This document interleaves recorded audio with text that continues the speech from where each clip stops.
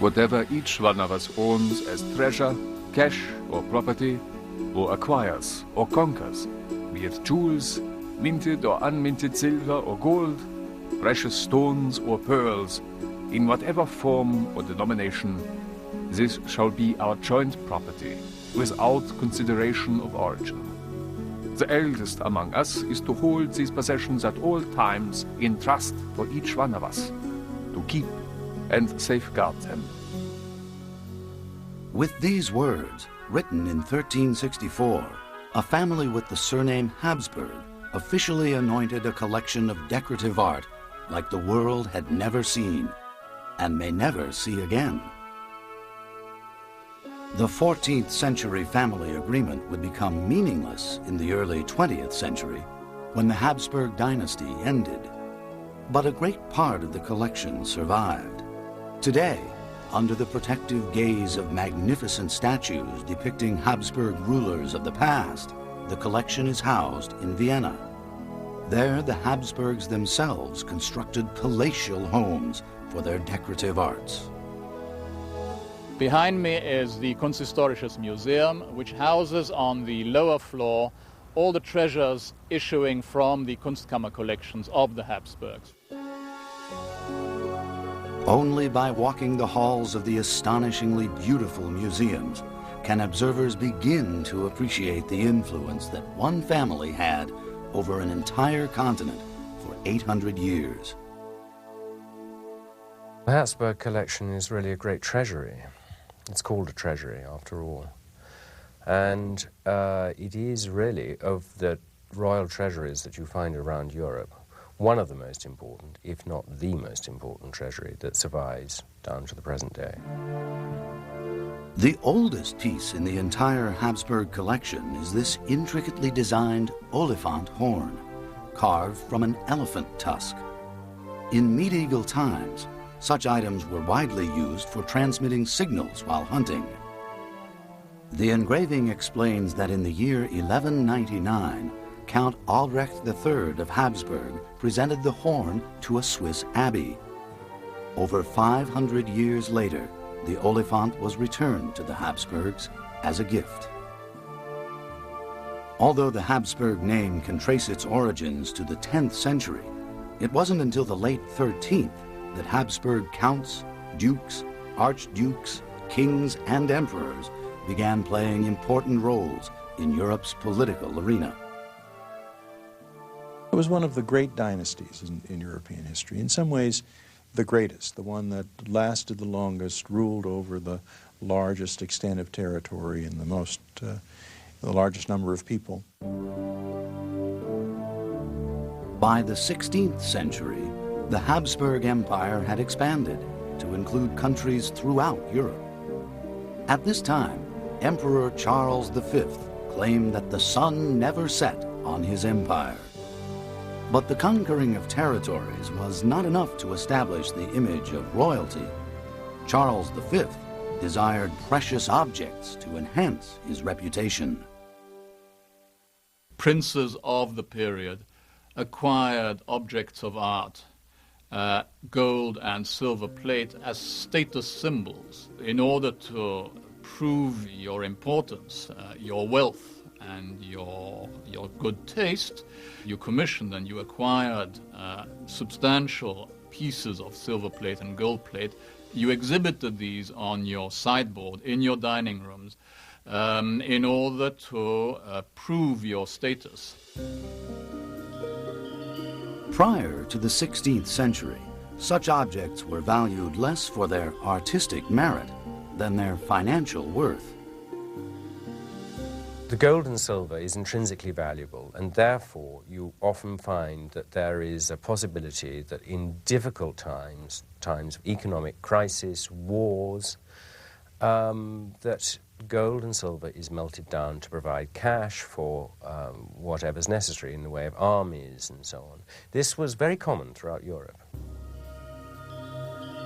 One of the few pieces to survive from this period was an exquisite wrought crystal goblet belonging to Emperor Friedrich III. What makes these vessels so special is that at the time they were made, they were substantially more valuable, being made from rock crystal as compared to having been made from gold. One has to imagine that it took 2, 3, maybe 4 years to cut the large rock crystal vessel after it had been brought from Madagascar into Europe. The goblet bears at its base Emperor Friedrich's motto, AEIOU, an abbreviation for the claim, "It is Austria's destiny to rule the world." Friedrich believed that the Habsburgs were intended to be God's representatives on earth. Their role as defenders of the faith comes as they defend Europe from the incursions of the Ottoman Empire, the infidel, the non-Christian other of the time.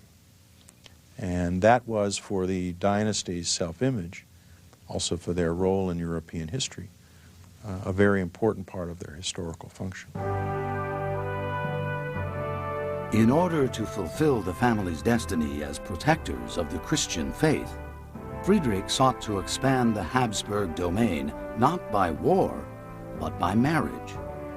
Friedrich decided that his son Maximilian should wed Mary of Burgundy, the sole heiress to the immense fortunes of the Dukes of Burgundy in France. Their wealth was absolutely unimaginable when the Duke of Burgundy with his bride daughter arrived in Trier, where the marriage negotiations were to take place. He arrived with 400 cartloads of treasure, including tapestries, precious vestments, gold and silver, enameled objects. A lot of value was placed on who Maria von Burgundy was to marry, especially because she was the only daughter of the family. Maximilian I took this chance and viewed it as a diplomatic opportunity. Young Maximilian was so impressed by the splendor of the Burgundian possessions, he became what many consider to be the first great Habsburg patron of the arts.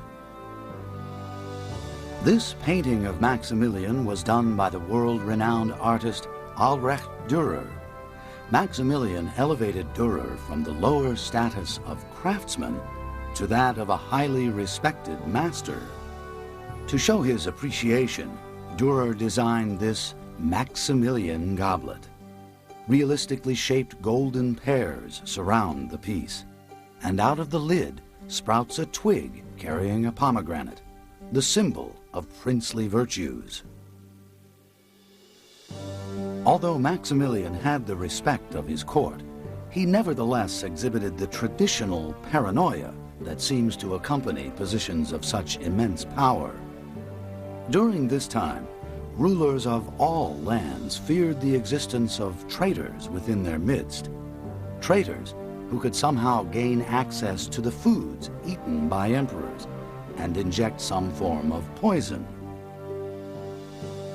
While the rulers all employed tasters to first sample their food, they also placed a folklorish trust in the ability of vipers' tongues or dragons' teeth to detect the presence of poison. In reality, the tongues were fossilized shark's teeth. As legend had it, the teeth would sweat in the presence of poison. Similar antidotal qualities were also ascribed to drinking horns, known as griffin's claws. Actually buffalo horns, the vessels were believed to make poison in drinks visible and harmless. Although Emperor Maximilian treasured his decorative arts, he valued still more the lands of his kingdom.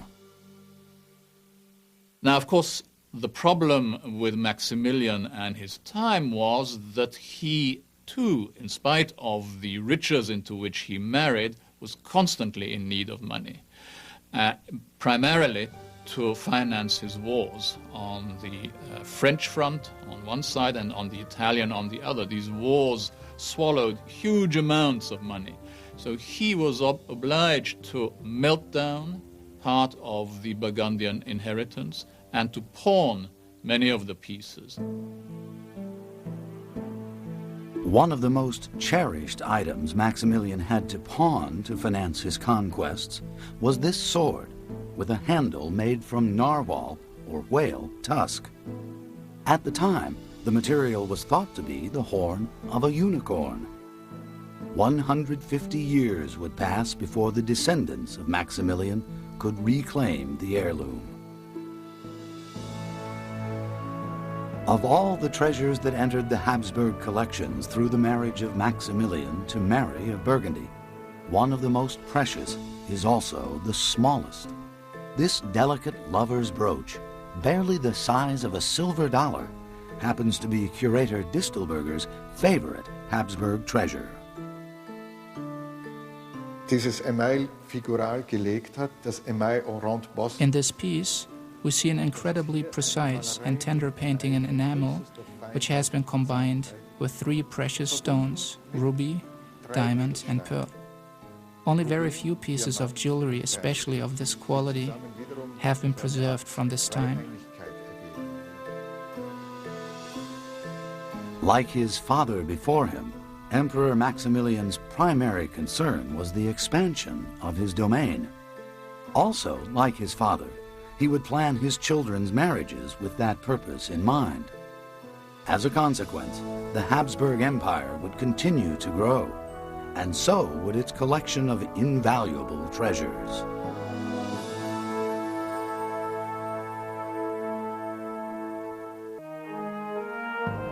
While Emperor Maximilian I would bring the interests of collecting to the Habsburgs, his daughter Margaret would be known as the first great Habsburg art lover. Unfortunately, she had to endure a tumultuous personal life as a means to that end. First, she was passed on to the French as a 3-year-old little girl as part of a political agreement. This marriage did actually not come off. Margaret was sent packing back to Brussels, and Maximilian married her off to the heir to the Spanish throne, Juan.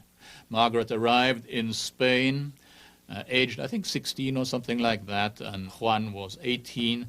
They fell passionately in love with each other and spent much of their time making love.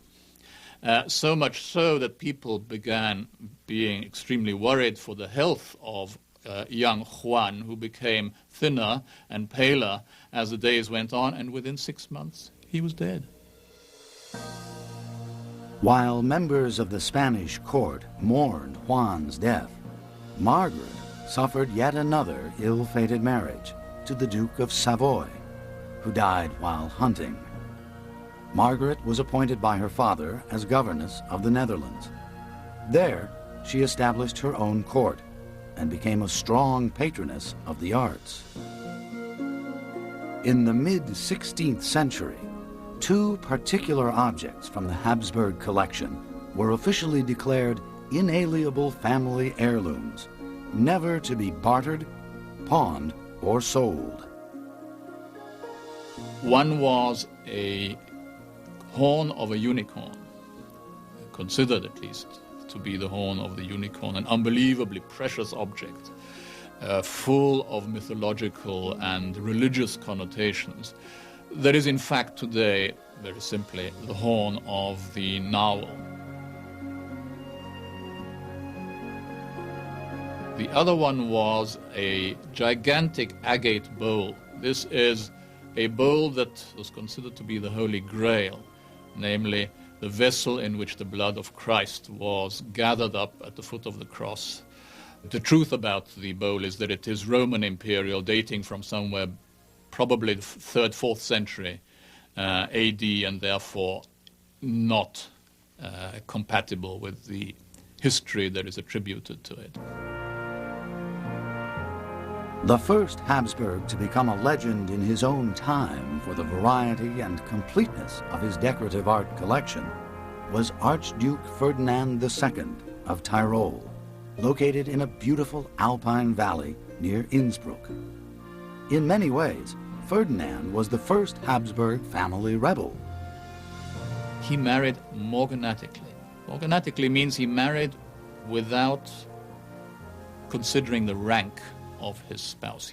Due to this marriage, he was basically taken out of the succession to the throne and his wife and children as well. He was in fact obliged to keep his marriage a secret. Ferdinand II and his wife made their home in Schloss Ambras, a dilapidated medieval castle. Under Ferdinand's direction, the structure was reconstructed to a level of royal splendor. Though his marriage left Ferdinand powerless, his father endowed him with a substantial income. Ferdinand spent much of it on some of the most imaginative treasures ever created. One of the most stunning is the ostrich cup.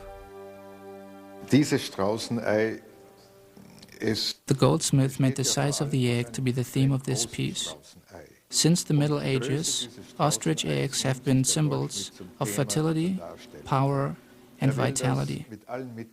It is very difficult to hold this thing or to lift it up to drink from it. It has never been a usable goblet for lack of a spot to grab it. Practicality was evidently not a high priority for Ferdinand's commissioned items. Many works were created purely as conversation pieces. This jug, made from a triton shell, is a perfect example. Here, a bearded sea dweller carries the shell on his back, mounted with narrow ribbons and a beautifully curved handle.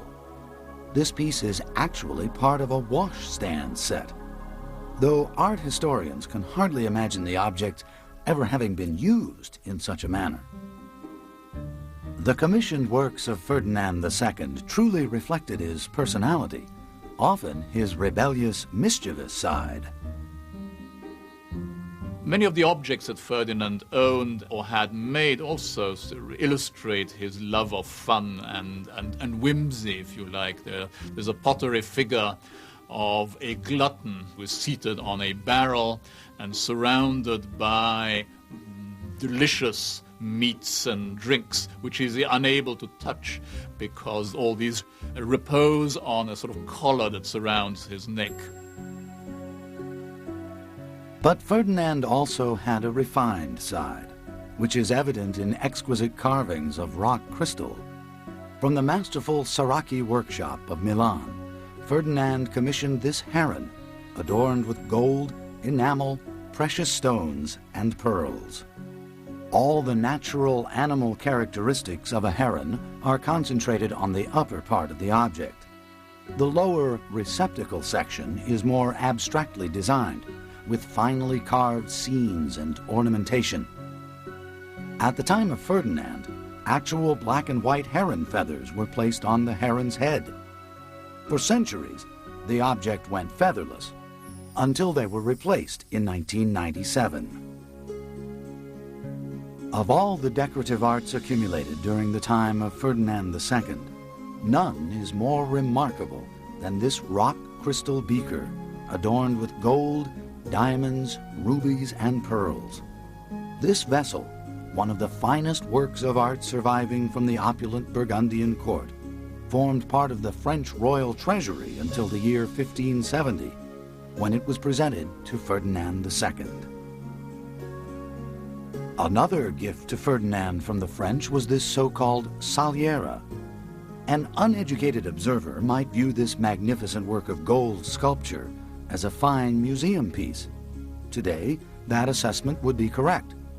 But in the 16th century, it was designed to hold salt and pepper.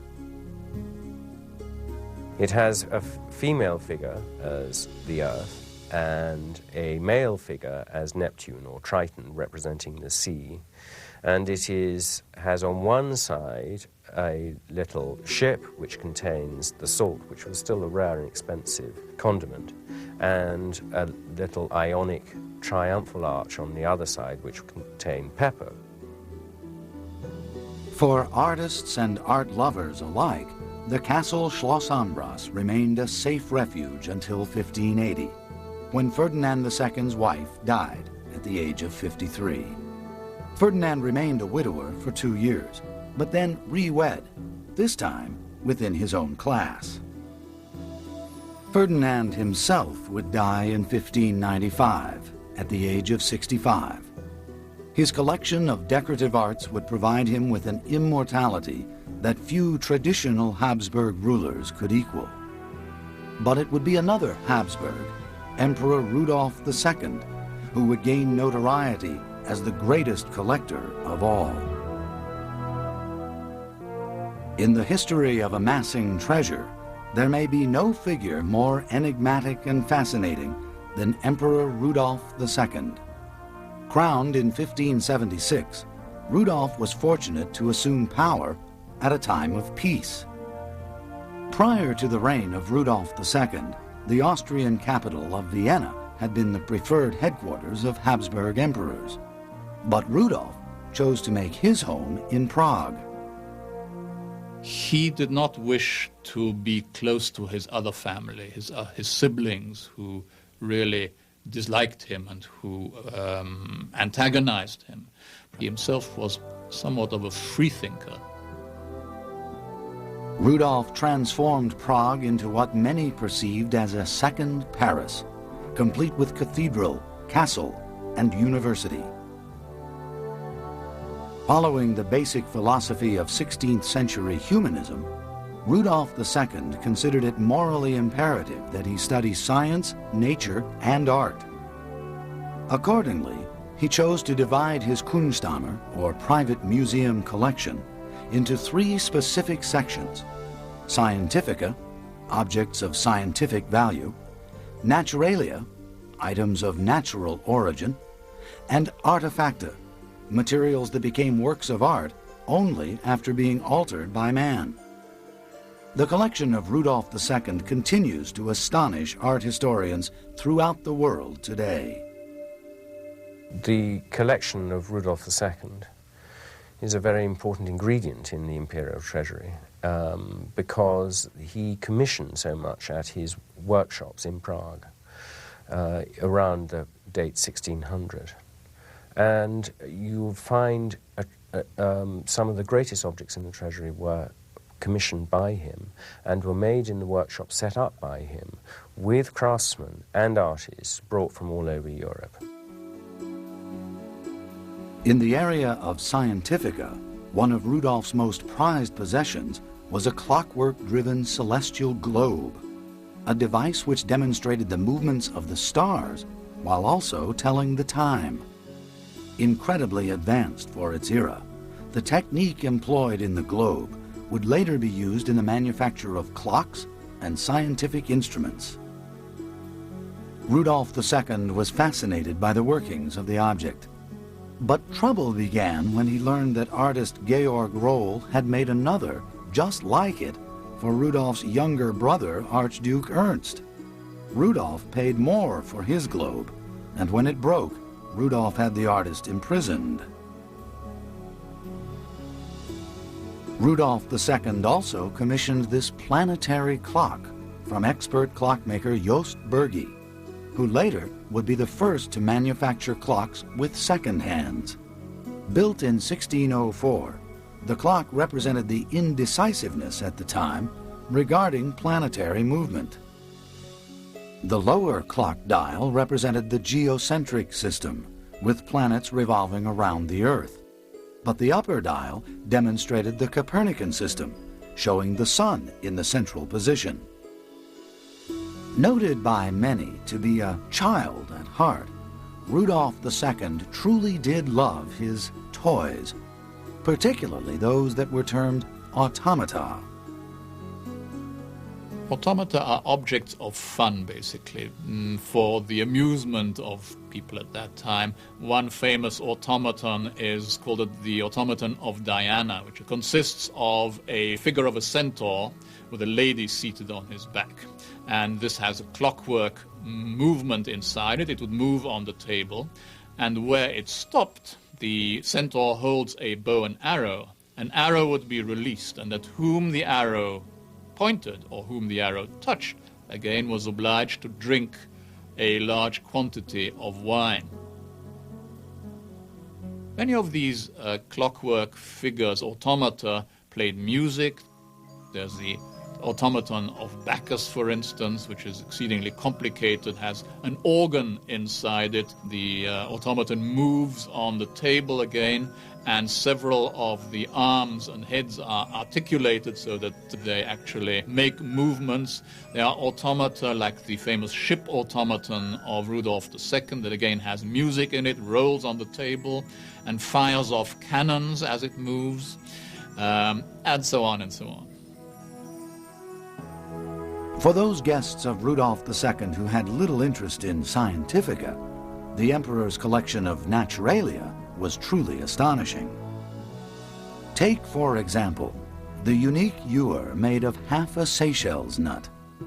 Created in 1602 under the guidance of goldsmith Anton Schweinberger, the piece also features subtle bas-reliefs etched into the nut by carvers and sculptors. Comparable to what we today call a coconut, the specimen at the time was regarded as a fruit of the sea, accounting for the preponderance of marine world themes, including the figure of Neptune riding a seahorse. The teamwork required to create such an object was only possible because Emperor Rudolf retained a complete staff of court artisans and craftsmen. The work of the ivory carver, the sculptor, and the goldsmith, as well as inspiration provided by Rudolf's collection, are all combined in one piece. This was only possible at a court at which the artists met and knew of each other's work and the contents of the Kunstkammer. The only people who had easy access to Rudolf were his own artists, who lived in apartments contiguous to Rudolf's apartments. He saw them every day of his life, he communed with them, and he basically lived with them. The delicate mounting of naturalia so loved by Rudolf is exhibited here again in a bezoar goblet, created for the emperor by court goldsmith Jan Vermeyen. Bezoars are stones found in the stomach of an Asiatic goat or the South American llama. The term is derived from the Persian word badsar, meaning antidote to poison. Rudolf II, who lived in fear of being poisoned, had this bezoar hollowed out and made into a precious goblet. As the stone itself cost 10 times more than gold, the imperial status of the owner demanded the highest artistic excellence. The ornamentation in gold enamel is considered one of goldsmith Vermeyen's finest works.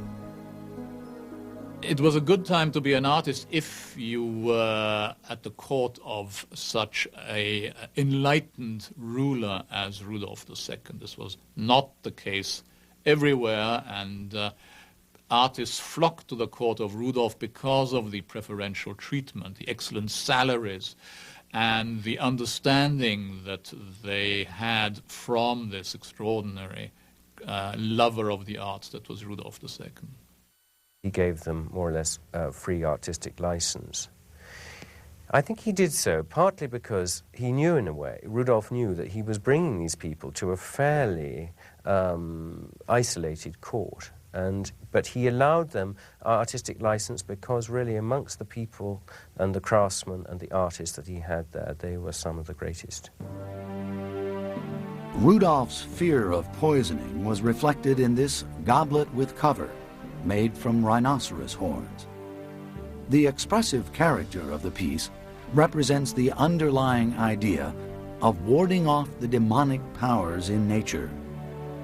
The formidable tusks, actually those of an African warthog, give the appearance of being the horns on the head of the wild beast dominating the lid.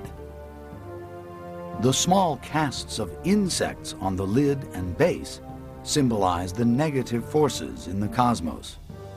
The sides of the goblet are adorned with images of snakes, lizards, and more insects.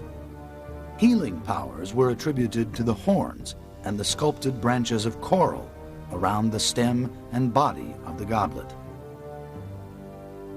The mythological powers of Naturalia were again demonstrated in this tankard, made from the tusk of a narwhal. As in earlier Habsburg creations, the tusk of the narwhal was taken to be the single horn of the unicorn.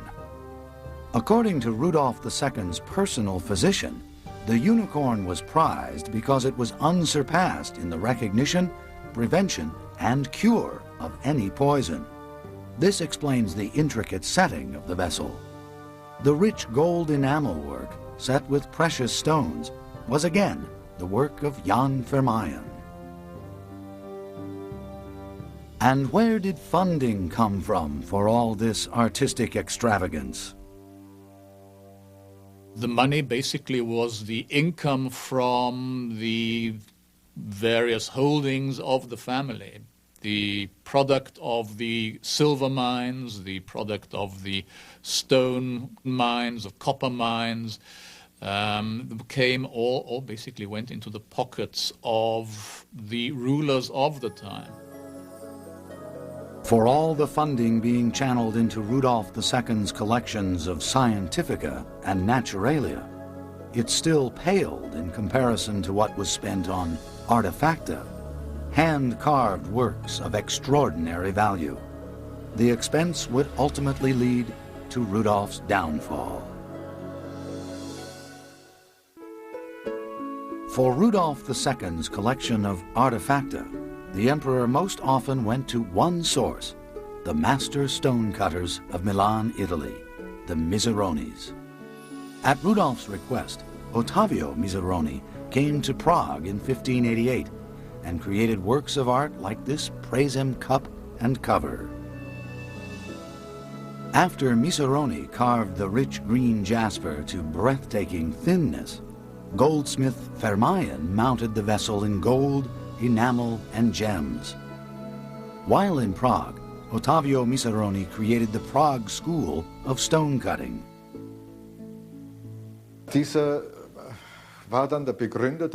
He created most of the pieces that Rudolf II had in his Kunstkammer. What makes the Prague School of Stone Cutting unique and sets it apart from the artists in Milan is that Rudolf II sent out his own stone searchers. The patterns of the stone vessels at the court of Rudolf II were unbelievably beautiful.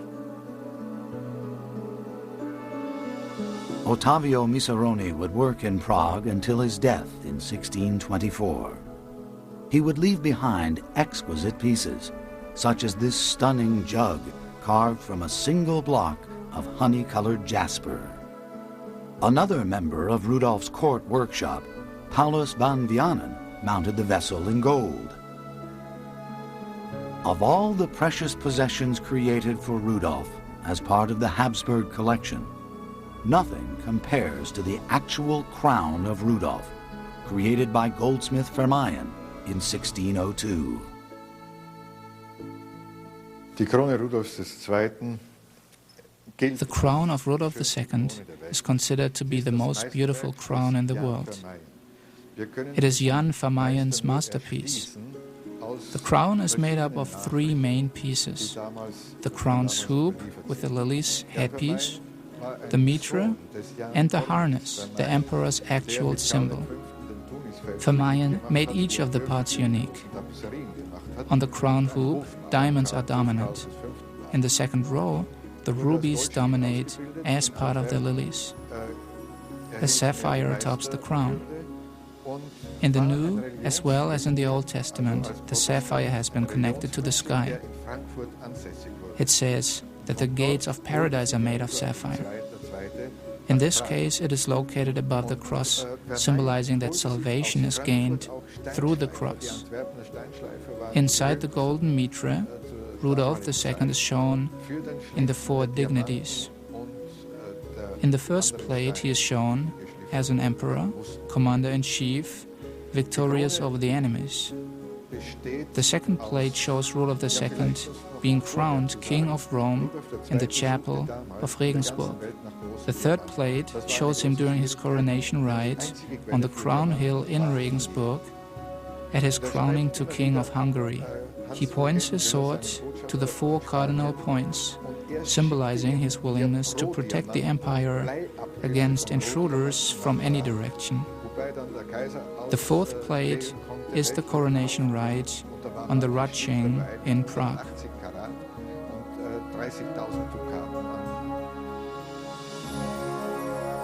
While the crowns of previous Habsburg rulers had been broken or melted down, the crown of Rudolf II was cherished and protected. It eventually became the official crown of the Austrian Empire. For Emperor Rudolf II, his collection of invaluable works of art would become both his legacy and his downfall. In 1608, the monarch suffered the indignity of being forced by his family to abdicate. Other Habsburgs felt that Rudolf had long abandoned state affairs for self-immersion in the production of art.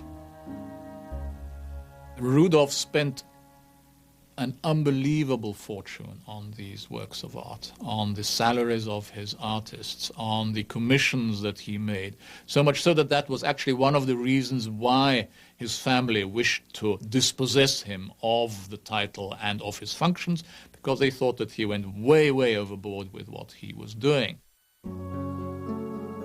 When Rudolf II died in 1612, the growth of the Habsburg collection, for all practical purposes, came to an end. Nobody was able to equal Rudolf's love for the arts, and nobody had the means with which to buy as Rudolf did, or to commission as Rudolf did. In fact, very shortly after the death of Rudolf, the devastating 30 Years' War broke out, which enveloped all of Northern Europe into 30 years of totally destructive warfare, which didn't allow anyone to think in terms of art at all. No one could have known it at the time, but the Habsburg dynasty itself would one day also be destined to fall. But not before the son of Ottavio Miseroni would create one final work of decorative art that would once more find collectors gasping in awe. In the early 1640s, at the request of Emperor Ferdinand II, Dionisio Miseroni, the 3rd generation of master family stonecutters, was given the challenge of a lifetime. He was asked to carve a huge uncut emerald that had been part of the Habsburg collections since 1612. So in 1641, Dionisio Miseroni began carving this, and I think it took him something like 8 years to carve this stone into what is today one of the greatest possessions of the Habsburg treasury, a 2,600 carat lump of emerald made into a semblance of a bottle. Not only was Dionisio Miseroni paid a huge fee for carving this emerald, I think something like 12,000 guilders at that time, a princely fee, but he was also ennobled, made into a count for his unbelievable prowess. This emerald has been considered to be today, or back in the 18th century, as the most valuable piece in the Habsburg collections. Over the next 2.5 centuries, Habsburg rulers changed their interests from collecting art to designing and building stunning works of architecture. In the 18th and 19th centuries, magnificent structures were erected that would one day house the Habsburg jewels, but not under Habsburg ownership. The 20th century would bring an unexpected end to the Habsburg reign. On June 28, 1914, Habsburg family member Archduke Francis Ferdinand of the Austro-Hungarian Empire was assassinated in Sarajevo. The incident sparked the beginning of the First World War. When the First World War breaks out in 1914, no one imagines that the Habsburg monarchy will come to an end. But by 1917, with the strains of the war and the growing willingness of Austria's allies to begin to encourage the various nationalities within the empire to think of having their own states. Once these two things combine, the centripetal forces within the empire are simply too great for it to survive. When the conflict ended 4 years later, the nations of Europe, including Austria herself, sought independence from Habsburg rule. The last Habsburg emperor, Karl I, was forced into exile, and the Habsburg dynasty came to an end. In 1917, with a stroke of a pen, all the properties of the Habsburgs were taken away. Whether they were private or semi-private, there was no distinction made. Die Familie musste sich dann entscheiden. The family was faced with the decision whether to sign the new law or to leave the country. The family was divided on this issue. Some followed Emperor Karl into exile, others signed the new law and stayed in the country. I'd say that the parts of the family who had left the country had it easier. The ones who had stayed were exposed to very difficult situations. The Habsburg reign has now been over for more than 80 years, but in Vienna, visitors daily flock to see a glimpse of a glorious past through a magnificent collection of objects known as the Habsburg jewels. And what is the estimated worth of the collection today? Major works of art, of the decorative arts, of the type that the Habsburg collected, have fetched millions, in some cases maybe $10 million for a single piece. There are thousands of such pieces here in the Kunsthistorisches Museum and in the Schatzkammer. Some of them worth well in excess of that. I think I have to leave it to you to compute what the value might be. For modern observers of the priceless collection, the Habsburg jewels remain a symbol of power and wealth, but they also represent something more, a time when a great part of Europe was united under one family banner. Some modern historians wonder what might have been different if the Habsburg dynasty remained. Could the family have prevented a Second World War? Could a Bosnian conflict have been avoided? As time changes many political climates and regimes, the Habsburg jewels remain quietly the same, reminding us of an era of artistic achievement which may never be equaled.